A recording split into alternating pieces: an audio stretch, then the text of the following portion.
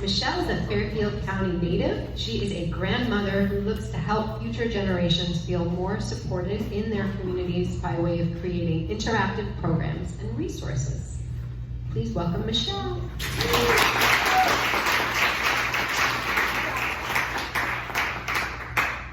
Hi everyone. Welcome to the good weather. We missed the rain to get here, so I'm very grateful.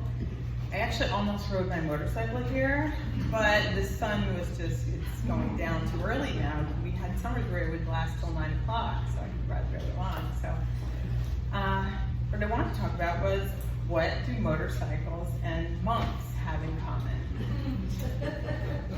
And sometimes people would think, oh, they're total opposites. But I pose to you that sometimes we tend to draw more lines than we do connect dots. And in my lifetime, much of my growing up was spent in separateness. So that was my normal. But once I got older, I was introduced to hiking and camping. What else? I learned how to play golf as an adult. And then I learned how to ride a motorcycle about 11 years ago. I was also introduced to monasteries. So I would love to go to, doesn't matter, it's Christian, Buddhist, any kind of spiritual practice. I just loved it, just sucked it up. So as my kids grew older, I could afford to do these things, spend more time. And my first time I was invited to a monastery it was a weekend retreat. So when the ladies of a different church asked me to go, I was kind of shy. I was like, well, I'm not really gonna fit in.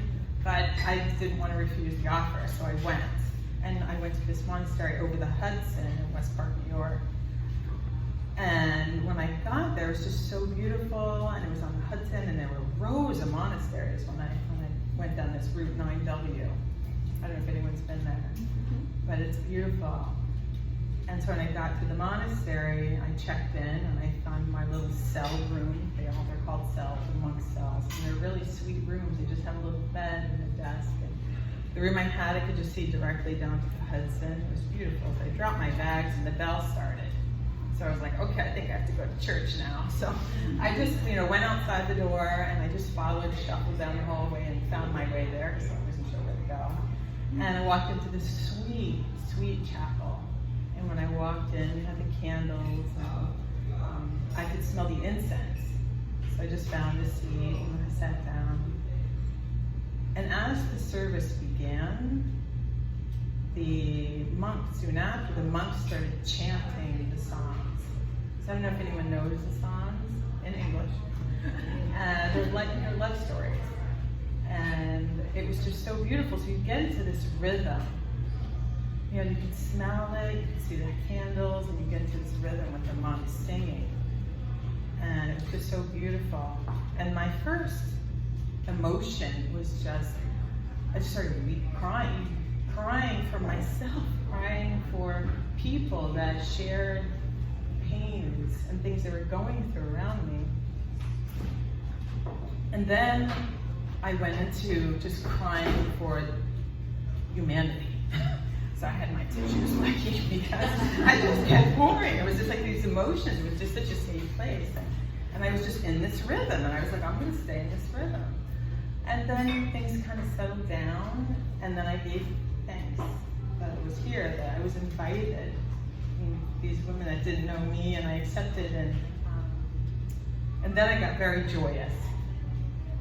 I just lit up. And I felt like I was just connected to everyone and everything. So it was just beautiful. I just felt so free, and it was that place. It was just great to feel free. But one of the other things I loved about that monastery is that they had the best food. So they had the Culinary Institute across the Hudson. So sorry, but I needed good food. So the meals are great. You could oversee the yard back there. and it's community. So like everyone comes in and you sit down with the monks and people from different states and different countries too. I met this awesome feminist Catholic nun from Spain. Just like there's not a lot of us.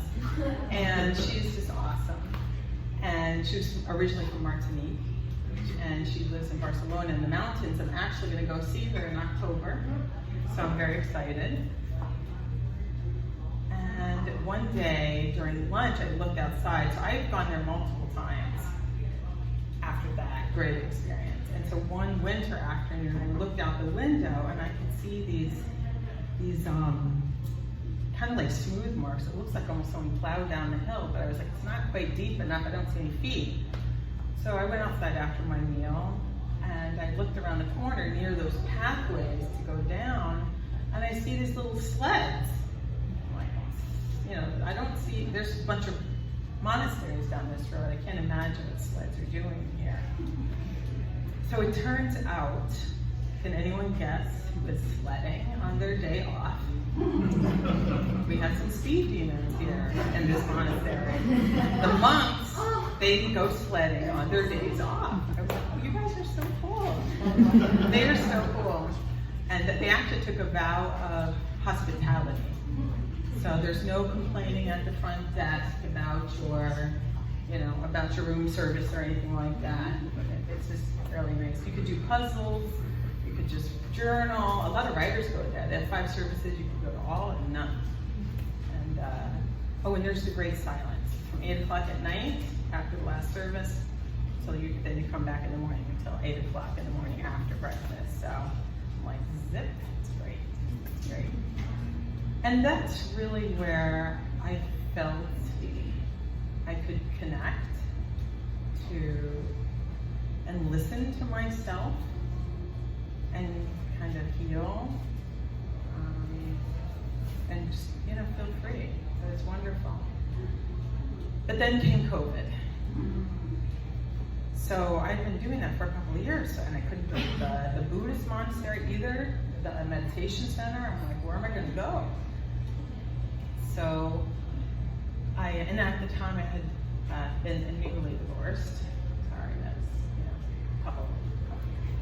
And so I was like, okay, I'm alone now. My kids are grown, 30 and 26. They don't need me. So I was like, what am I going to do for my, spiritual adventures? What am I going to do? So I was doing hiking on Saturdays during COVID, and I met someone who rode a motorcycle, and he said, sometimes I'm part of a group. I was like, okay, but I'm not looking to date. So he's like, no.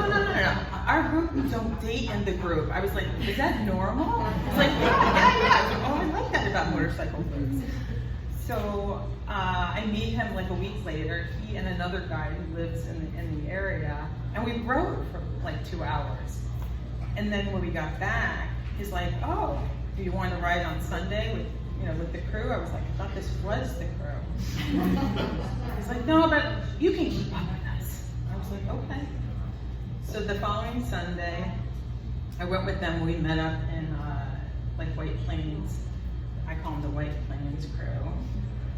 And everyone kind of looked at me because they're all guys. It was like 10 guys. And they just welcomed me.